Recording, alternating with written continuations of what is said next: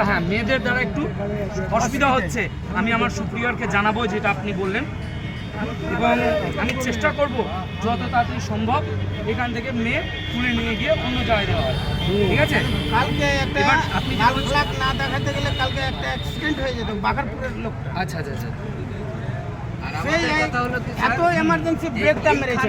একটু দূর থেকে গাড়ির ড্রাইভারদের কন্ট্রোল করে চালাতে হবে, স্লোলি বাইকটার গাড়ি- এইটুকু রাস্তা না না এখানে যেহেতু আমাদের আছে, এটা আপনি যেটা বলছেন যুক্তিযোগ্য কথা বলছেন, কেন এখানে আমাদের ঘনবসতি ঘনবসতি আছে, আর এখানে আমাদেরকে যখনই চার চাকা বাহন হোক, বাইক হোক, টোটো হোক, আমাদের সতর্কতামূলকভাবেই চালাতে হবে, সতর্কভাবেই চালাতে হবে।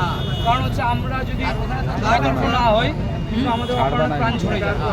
তো আমরা আপনি না ছাড়বা সত্যি বলেছেন, কারণ চেষ্টা করছি আগে আমরা কমপ্লিট করবো।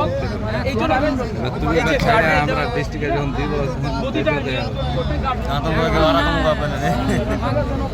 দাও তুমি রাতে না না এই সাইডে তো অপোজিট সাইডে, তো অপোজিট সাইডে লাগানোর ক্ষেত্রে আমি কিছু বলেও দেখেছি, আপনারা অনেকে দেখেছেন গাড়ি ঘুরে গেলে